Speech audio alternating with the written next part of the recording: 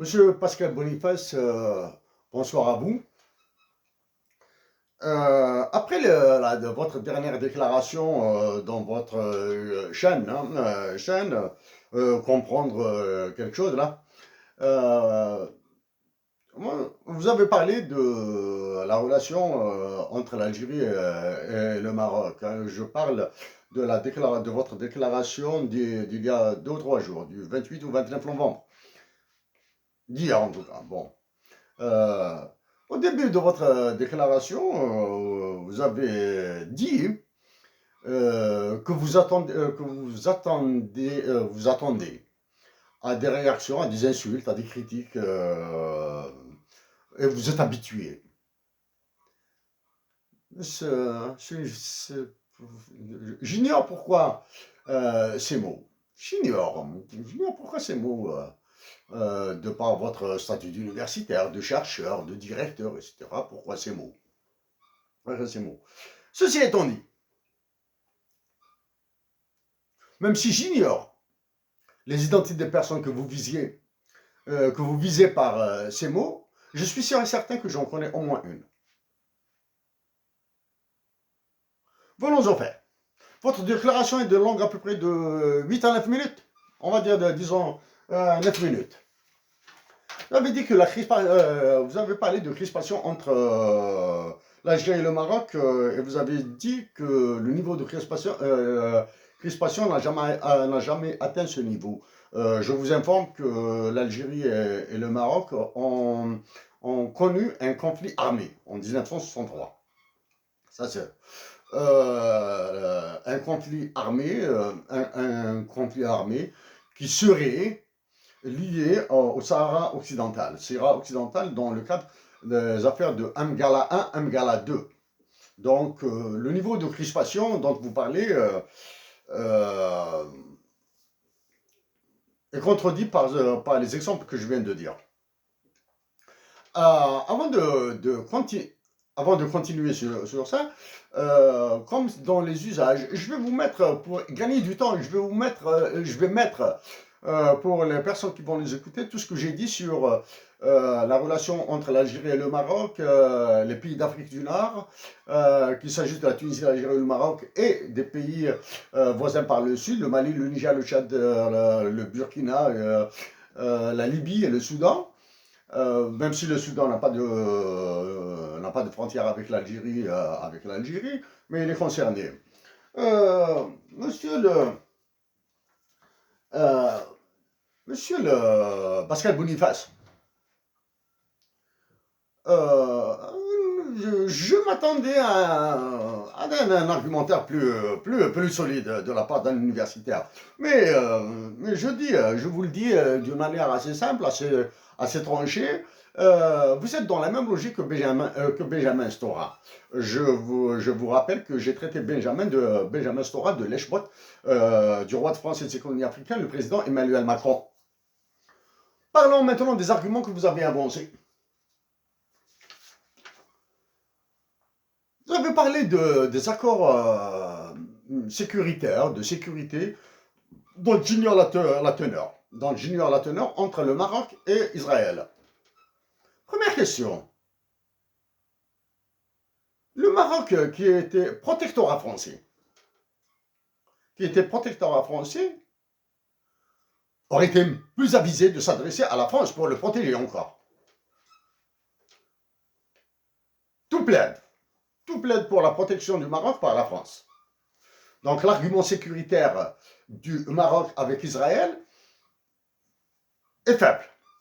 Ça, c'est la première. Deuxième, vous avez accolé à cet argument la reconnaissance par les États-Unis d'Amérique, la reconnaissance de la souveraineté du Maroc sur le Sahara occidental. Vous n'êtes pas sans savoir que la question du Sahara occidental est toujours enrôlée au sein du Conseil des affaires de l'ONU, de l'Assemblée générale de l'ONU et même du Conseil de sécurité de l'ONU. Donc, les positions politiques d'une direction d'un État peuvent changer. Peuvent changer. Pour cela, il suffit que d'autres pays se prononcent en disant d'autres pays des puissances, comme la France, justement, comme le Royaume-Uni, comme la Chine, comme la Russie, de se positionner clairement sur le problème que vit le Sahara occidental, qui s'appelle, comme par malheur, la République arabe sahraoui démocratique, arabe, démocratique, demandant ça. Mais, vous avez parlé aussi, vous avez dit, sur la sécurité, avec le lien de la sécurité Espagne, Maroc, Israël. La France, le Maroc aurait pu demander la protection de l'Union européenne à travers au moins deux pays. La France et l'Espagne. L'Espagne qui occupe des terres marocaines, qui a des terres en territoire marocain. Territoire marocain. On peut jouer avec les mots. On peut jouer avec les mots. Je pense à Ceuta et Melilla. On peut jouer avec tout ce que vous voulez. Mais ces deux terres sont géographiquement sur le territoire marocain. La géographie, c'est vrai que en termes académiques, en termes académiques, juridiques, droit international, il y a tout un débat. Il y a tout un débat. Vous avez parlé de l'Algérie, pays phare du tiers-monde. C'est imprécis.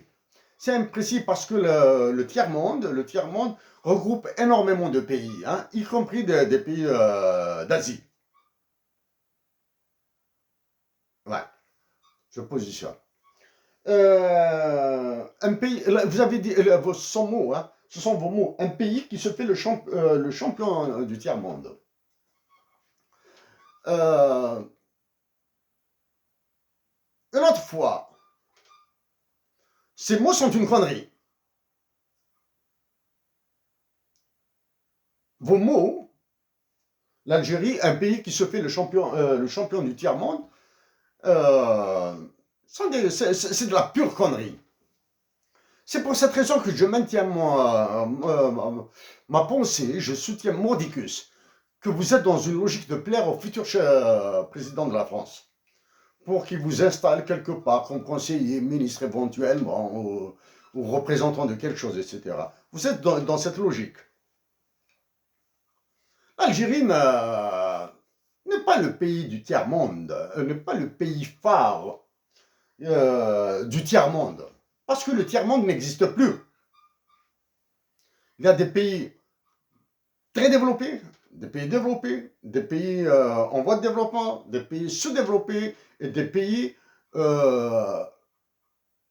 plus que sous-développés. Parmi les pays sous-développés, il y a l'Algérie.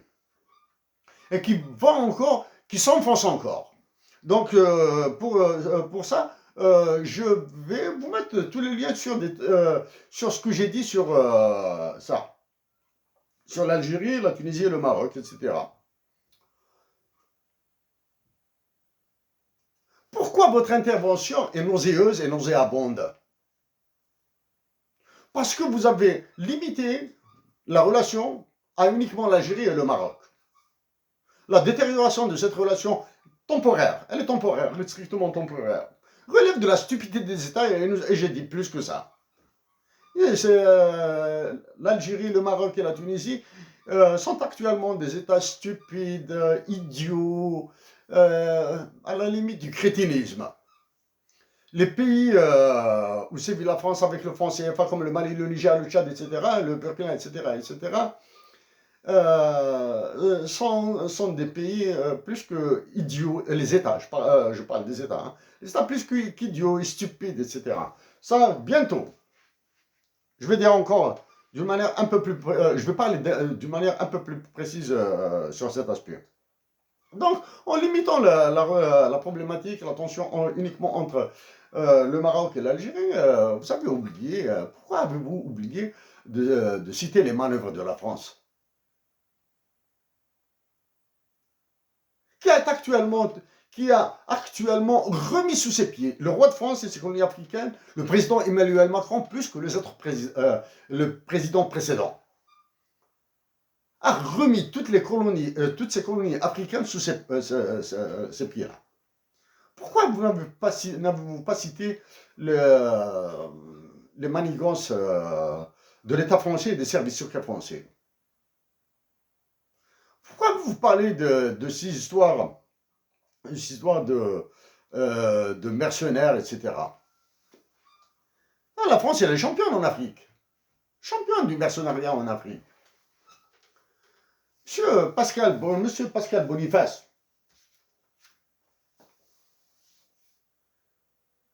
actuellement, je suis triste pour l'idiotie des dirigeants de ma patrie de naissance, l'Algérie. Je suis triste pour l'idiotie des États marocains et tunisiens. Je suis triste pour l'idiotie, l'imbécilisme politique de toute l'Afrique du Nord face à la France. Parce qu'il suffit d'un rien du tout, d'un minimum de coordination entre la Tunisie, l'Algérie et le Maroc, le Mali et le Niger. Et spécialement le Mali et le Niger. Les trois pays d'Afrique du Nord, Tunisie, Algérie, Maroc, plus le Mali et le Niger, pour qu'ils rebroient la France. Mais il faudrait qu'il y ait une coordination. Mais malheureusement, ils n'arrivent pas à se coordonner. Ils n'arrivent pas à créer une dynamique. Monsieur Pascal Boniface, je suis à 11 minutes 35 secondes. Je vous dis, monsieur Pascal Boniface, désormais, avec vous, à chaque fois que nous prendrons connaissance de l'une de vos interventions, vous risquez de nous entendre. Vous risquez de nous entendre. Je vous rappelle, monsieur Boniface, que je vais vous mettre les liens vers tout ce que j'ai dit sur ça. C'est triste, monsieur Pascal Boniface. Vous qui êtes un universitaire, directeur de recherche, je ne sais pas quoi là, etc. Je vais vous mettre un papier qui a été publié ici au Canada, dans lequel il y a de la théorie des jeux. Justement, entre l'Algérie, le Maroc et la Tunisie, il y a probablement un autre papier, dans lequel il y a aussi de la théorie des jeux.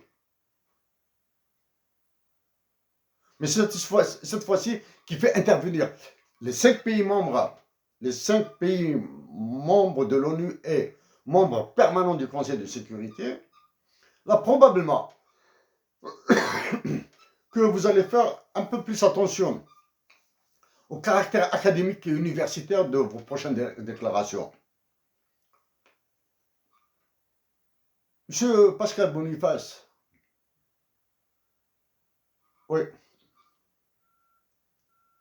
triste pour mon pays, triste pour toute l'Afrique, qu'il y a si peu de personnes pour faire à toute l'Afrique ce que vous faites à la France. Vous êtes en train de défendre votre pays, votre patrie. C'est à votre honneur. Je suis triste pour l'Afrique. Monsieur Pascal Boniface. Yo, monsieur Pascal Boniface, sans rancune, comme dirait l'autre, et au plaisir de vous croiser à Paris.